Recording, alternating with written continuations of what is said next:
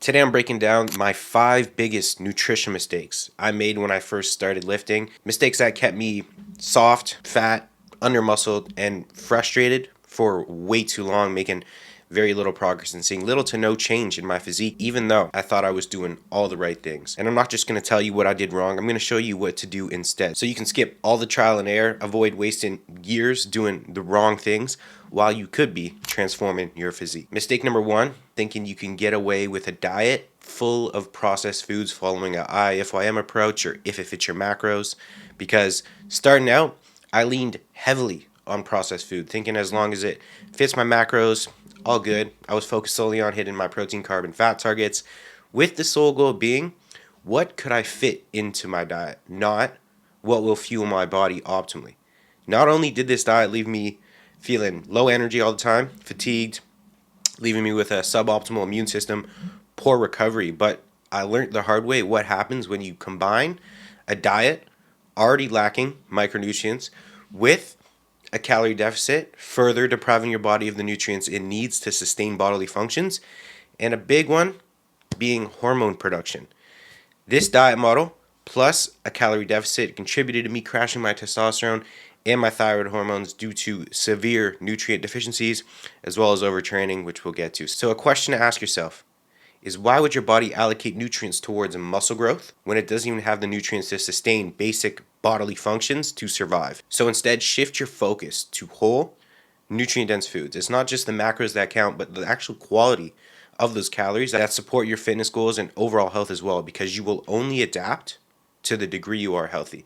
Remember, calories determine your weight, macros determine how you look at that weight, but micros determine how you feel and will play a role in how you look at that weight as well. So what's the point of looking amazing if you feel horrible every day? Mistake number 2 is you will almost always need more muscle than you think to look good and lean. Now, my first ever diet, when I went from fat to skinny, I had an image of what I thought I'd look like after I lost all that fat. 60 pounds to be exact, but the reality was quite different. I lost fat, yes, was leaner for sure, but did not have anywhere near the level of muscle needed to actually look quote unquote lean or anywhere near as good as I thought I would look. And this is super common. Without sufficient muscle mass, you won't have the definition, the shape you're going for, no matter how much weight you'll lose. You'll kind of just look like a smaller version of yourself, which was what happened to me. Because the level of muscle you carry will be a rate limiting factor on 1, how lean you're able to get, and 2, how good you look lean. So while in my case, and if you're starting off your fitness journey fat, definitely need to lose that body fat first. But instead of pushing, trying to get shredded, which is what I was doing, thinking that was the answer is to get to a healthy body fat, but then immediately enter a growth phase to build that base level of muscle so you can actually, 1, look good lean, 2, get leaner or shredded. Mistake number 3 I made was crash dieting. When I started, all I wanted was to get abs, and I wanted them as fast as possible. In an attempt to get unsustainably quick results, I would go on extreme low calorie diets. I'm talking like 1,200, 1,400 calories a day. Literally, I remember writing out my calories for the day on a piece of paper. I didn't even use MyFitnessPal back then. I don't know why, but I would do an hour or 2 of cardio a day, completely overdoing everything.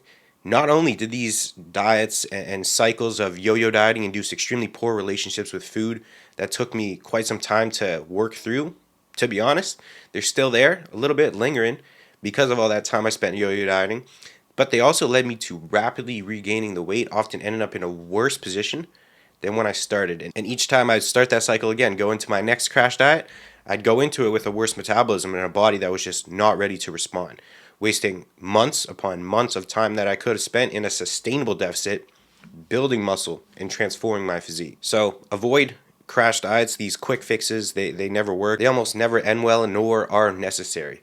So set up a fat loss phase correctly. I have plenty of videos on my channel or my podcast on how to do that for effective, sustainable fat loss. Mistake number 4, dirty bulking.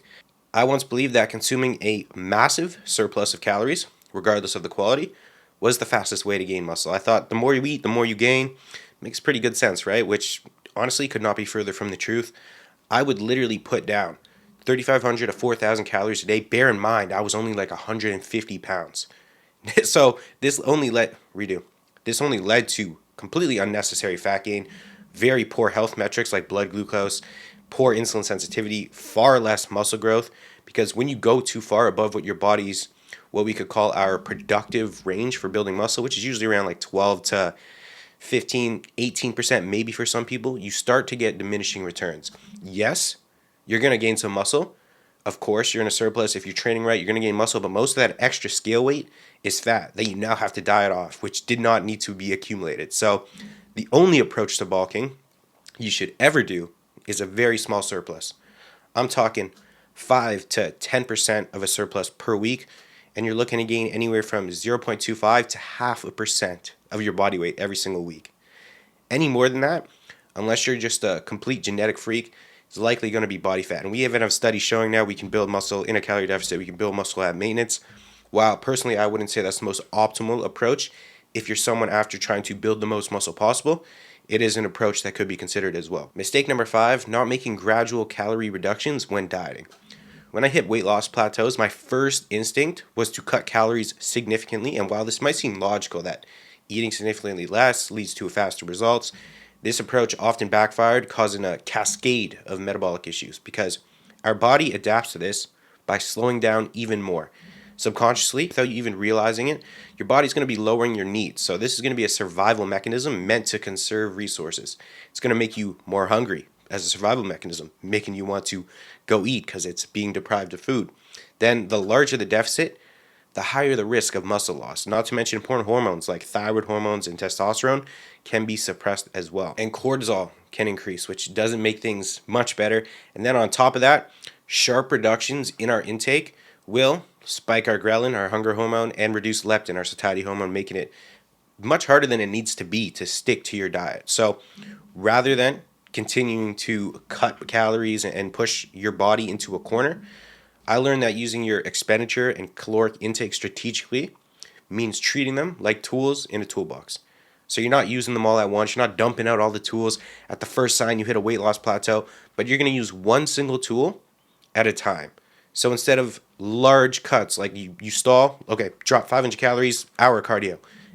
That's the terrible way to go about things. Make small strategic reductions in calories or small increases in your expenditure. So this will look like reducing maybe 10% calories. So that'll look like maybe 100 to 200 calories, or increasing your step count by 2,000 steps only when your progress stalls.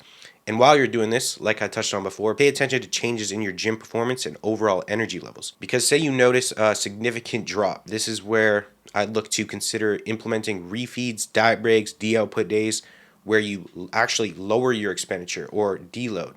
And remember, successful fat loss is not about how quickly you can lose the weight, but about how sustainably you can manage and maintain your results. So if you hit a plateau, don't resort to drastic measures like I did, I've even cut 1,000 calories or adding in an hour cardio every day, but instead make smart, minor adjustments that will allow for continued progress while keeping your metabolism robust and your body in a good spot. So if you found this helpful and you want to take it further, I've got a free 30-day transformation series linked below. First link in the description. You'll get 2 free training plans, a meal plan, your nutrition setup for you, and many tips to fast track your results. And if you're serious about coaching or you want discount codes for the supplements I use, those links are down below too. Appreciate you for watching, and I'll see you in the next one. Peace.